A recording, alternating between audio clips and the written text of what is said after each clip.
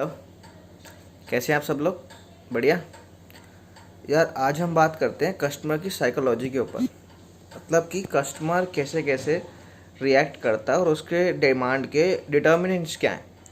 सबसे पहला होता है प्राइस। क्या होता है? प्राइस। देखो यार, अगर हम प्राइस बढ़ा देंगे ना तो भैया कस्टमर नहीं आने वाला। कस्टमर कहेगा मैं एक ऑप्शन ढूंढता हूँ, एक विकल्प ढूंढता हूँ जो सस्ता होगा और क्या होगा, और जिससे मुझे कम पैसों में अच्छी क्वालिटी का कॉम जो है प्रोडक्ट या फिर कमोडिटी है जो वो मिल जाए। या दोस्तों देखो, अगर हम सिंपल सा रूल है, सबसे पहला प्राइस ऑफ अ कमोडिटी। अगर हम प्राइस को बढ़ाएंगे तो प्रोडक्ट की डिमांड घट जाएगी। क्या हो जाएगा? घट जाएगी और प्रोडक्ट कम बिकने लगेगा, जिससे कंज्यूमर की डिमांड जो है वो क्या हो जाएगी? कम हो जाएगी। दूसरा आता है इनकम। क्या आता है? इनकम। अब देखो यार, इनकम में क्या है? इनकम में ना अपने पास दो चीज़ें रखनी है हमने ध्यान में। एक तो हमने याद रखनी है, अगर कस्टमर की इनकम बढ़ रही है, क्या बोला मैंने? कस्टमर की इनकम बढ़ रही है तो जो कस्टमर है ना वो चीज़ें लेगा। अब जैसे लॉकडाउन है, इनकम तो पता ही है आपको सबकी क्या है, इस हिसाब से आप डिमांड भी देख रहे हैं क्या है। जब कस्टमर की इनकम नहीं है तो डिमांड भी नहीं है। बट एक बात याद रखना, दो प्रकार के गुड्स होते हैं, एक नॉर्मल होते हैं, एक इंफीरियर होते हैं। जब इनकम बढ़ती है, मैं फिर से बोल रहा हूँ, जब इनकम बढ़ती है तो नॉर्मल गुड्स बढ़ते हैं, जैसे कि फ्रूट्स हो गए, इन सब की डिमांड बढ़ती है, आटा हो गया। ऑन द अदर हैंड जब इनकम बढ़ती है तो इंफीरियर गुड्स यानी कि थोड़े लो क्वालिटी के, जैसे बाजरा हो गया, इनकी डिमांड घटती है। क्या होता है? इनकी डिमांड घटती है। अब आते हैं टाइप्स ऑफ गुड्स। अगेन इसमें दो चीज़ों पे ध्यान देना है। सबसे पहला सब्स्टिट्यूट गुड्स। कौन सा? Substitute goods. सब्स्टिट्यूट गुड्स होते हैं जो एक जगह से, मतलब एक के बदले में दूसरा यूज़ कर ले, जैसे टी एंड कॉफ़ी। दोस्तों अगर चाय महंगी होगी तो आप क्या पियेंगे? कॉफ़ी। सिंपल सी बात है ना। मतलब अगर एक्स महंगा होगा तो आप वाई को यूज़ करेंगे और वाई महंगा होगा तो हम एक्स को यूज़ करेंगे। दूसरा आता है अपने पास कॉम्प्लीमेंट्री। कॉम्प्लीमेंट्री क्या होते हैं? साथी। हम साथ साथ चलेंगे जी, जैसे कार एंड पेट्रोल। लेकिन जब प्राइस का हेर फेर होता है ना तो इनकी भी राह डगमगा जाती है। जैसे कि अगर प्राइस बढ़ेगा पेट्रोल का तो कार की मांग क्या हो जाएगी? क्या हो जाएगी? घट जाएगी, क्योंकि प्राइस बढ़ गया पेट्रोल का, लोग पेट्रोल की गाड़ियाँ कम खरीदेंगे। तो कॉम्प्लीमेंट्री गुड्स में अगर एक का प्राइस बढ़ता है तो दूसरे की डिमांड घटती है। ठीक है जी। अगला आता है टेस्ट एंड प्रेफरेंसेस। देखो जी, बड़ा लाइव एग्जांपल है इसका। टेस्ट एंड प्रेफरेंसेस में जैसे कि अभी दिल्ली गवर्नमेंट ने क्या किया है, जो हमारी लीकर थी, दारू यानी कि, उस पर 70% टैक्स लगा दिया एक्स्ट्रा। लोगों ने छोड़ दी लेनी? नहीं छोड़ी ना, क्योंकि उनको पसंद है।